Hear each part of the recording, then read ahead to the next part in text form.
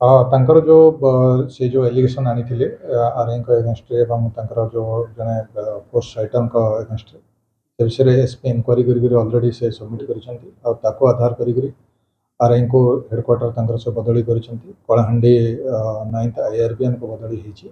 ଏବଂ ଫର୍ଦର ତାଙ୍କର ଆକ୍ସନଟା ସେଇଟା ଉପରେ ଫଲୋ ଅପ୍ ହେବ। ବର୍ତ୍ତମାନ ଯେତିକି ପ୍ରାଇମେରୀ ଆମର ଇନକ୍ୱାରି ହେଇଛି ସେଥିରେ ଜଣାପଡ଼ିଛି ଯେ ତାଙ୍କର ଛୁଟି ଦିଆନିଆକୁ ନେଇକରି ଆର୍ଆଇଙ୍କର ହାଇ-ହାଣ୍ଡେଡନେସ୍ ଥିଲା ତାକୁ ଆଧାର କରିକି ସେଇଟା ରେକମେଣ୍ଡ କରାଥିଲା ତାଙ୍କର ଟ୍ରାନ୍ସଫର୍ ପାଇଁ ଆଉ ଡିଜି ସାର୍ ତାଙ୍କର ଟ୍ରାନ୍ସଫର୍ କରିଛନ୍ତି 9th IRBN କଳାହାଣ୍ଡିକୁ ଆଉ ଫର୍ଦର ଆକ୍ସନ୍ ଗୁଡ଼ାକ ସେଇଟା ଜାରି ରହିବ। ଆଇସିସି ରିପୋର୍ଟ ଆଧାରରେ ତାଙ୍କ ତଦନ୍ତ ହେଉଥିଲା ଆଲୋଚନା ହେଉଥିଲା ସେ ସେଥିରେ ସନ୍ତୁଷ୍ଟ ନଥିଲେ କହୁଥିଲେ ସିଧାସଳଖ ନା ଦେଖନ୍ତୁ ସେଥିପାଇଁ ତାଙ୍କ ସହିତ ମୁଁ ଆଲୋଚନା କରିଛି ତାଙ୍କର ଫର୍ଦର ଯାହା ଗ୍ରିଭେନ୍ସ ଅଛି ସେଇଟା ବି ସେ ଜଣାଇଛନ୍ତି ତାକୁ ବି ଡେଫିନେଟଲି ଆମେ ବିଚାର କରିବୁ। ସଂଘ ମଧ୍ୟରେ ଯେଉଁ ଅଭିଯୋଗ କରୁଥିଲେ ଯେ କେବଳ ସୁମିତ୍ରା ନୁହନ୍ତି ଅନ୍ୟମାନେ ମଧ୍ୟ ଏଇ ଯେଉଁ ନିର୍ଯାତନାର ଶିକାର ମଧ୍ୟ ହେଇଛନ୍ତି ସେ ଦିଗରେ କିଛି ତଦନ୍ତ ହେଇଥିଲା କି? ଦେଖନ୍ତୁ ତାଙ୍କର ପାର୍ଟିକୁଲାରଲି ଆଡମିନିଷ୍ଟ୍ରେଟିଭ ଡିଫିକଲ୍ଟିଜ ଗୁଡ଼ାକ ସେମାନେ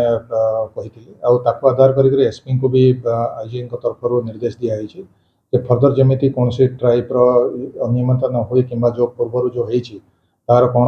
ମାନେ ପ୍ରିଭେଣ୍ଟିଭ ଷ୍ଟେପ୍ ନିଆଯାଇପାରିବ ସେ ବିଷୟରେ ମଧ୍ୟ କୁହାଯାଇଛି। ସାର୍ ଯେଉଁ ଇସ୍ତଫାପତ୍ର ସେ ଦେଇଛନ୍ତି ବର୍ତ୍ତମାନ ସୁମିତ୍ରା ଚାକିରିରେ ରହିବେ ନା ଇସ୍ତଫାପତ୍ର ଗ୍ରହଣ କରାଯାଇଛି ନା କରାହେଇନି? ନା ବର୍ତ୍ତମାନ ପର୍ଯ୍ୟନ୍ତ ସେ ଚାକିରିରେ ଅଛନ୍ତି ତାଙ୍କର ଇସ୍ତଫା ପତ୍ର ସେ ଗ୍ରହଣ କରାଯାଇ ନାହିଁ ଆଉ ତାଙ୍କୁ ବି କାଉନସିଲିଂ କରାହେଉଛି। ସାର୍ ଏବେ ସେ ଅନଶନରେ ବସିଥିଲେ ଆମର ଅନଶନରେ ବସିଥିଲେ ଏବେ ଅନଶନ କ'ଣ ତାଙ୍କର ତାଙ୍କୁ ସେ ଆସିଥିଲେ ତାଙ୍କ ସହିତ ମୁଁ କାଉନସିଲିଂ କରିଛି ବହୁତ ବିଚାର ବିମର୍ଶ ବି ହେଇଛି ସେ ବି ତାଙ୍କର ଗ୍ରିଭେନ୍ସ ଜଣାଇଛନ୍ତି ତ ତାଙ୍କୁ ରିକ୍ୱେଷ୍ଟ କରାହେଇଛି ଯେ ତାଙ୍କର ଗ୍ରିଭେନ୍ସ ମାନେ ଅଛି ଯେଉଁଟା ଜେନ୍ୟୁଇନ୍ ଗ୍ରିଭେନ୍ସ ଅଛି ଡେଫିନେଟଲି ତାର ଆମେ ରିଡ୍ରେସାଲ କରିବୁ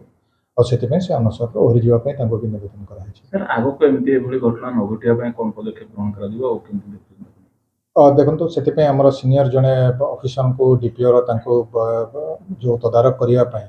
ସେଇଟା କୁହାଯିବ ଯେ ଟାଇମ୍ ଟୁ ଟାଇମ୍ ଯେମିତି କୌଣସି ଟାଇପ୍ର ଗ୍ରିଭେନ୍ସ ହୁଏ ଇମିଡ଼ିଏଟଲି କେମିତି ଏସ୍ପିଙ୍କ ପାଖକୁ ସେମାନେ ଜଣାଇ ପାରିବେ ଆଉ ତାର ଇମିଡ଼ିଏଟ୍ ରିଡ୍ରେସାଲ କେମିତି ହେଇପାରିବ ସେ ଦିଗରେ ବି ଆଗକୁ ପଦକ୍ଷେପ ନିଆଯିବ।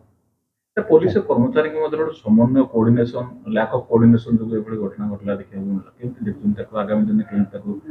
ସୁଧାର କରାଯାଇପାରିବ? ଦେଖନ୍ତୁ ବେଳେବେଳେ କିଛି ଇସ୍ୟୁ ଆସେ ସେ ଇସ୍ୟୁର ଆମେ ସମାଧାନ ପାଇଁ କାରଣ ପୋଲିସ ଷ୍ଟେସନ୍ସ ରହିଛି ଡିଫରେଣ୍ଟ ୟୁନିଟ୍ସ ରହିଛି ଆର୍ଓ ରହିଛି ତ ସବୁ ଆମର କିଛି କୋଅର୍ଡିନେସନର ଆପଣ ଯେମିତି କହିଲେ ଲ୍ୟାକ୍ ଅଫ୍ କୋଅର୍ଡିନେସନର ଆସେ ତାକୁ ଇମିଡ଼ିଏଟଲି କେମିତି ରିଡ୍ରେସାଲ କରାଯାଇପାରିବ ସେଥିପାଇଁ ବି ଆମେ ପଦକ୍ଷେପ ନେଉଛୁ ଆଗକୁ ବି ଦେଖିବୁ ଯେ ଏମିତି ଯେମିତି ନ ହେବ।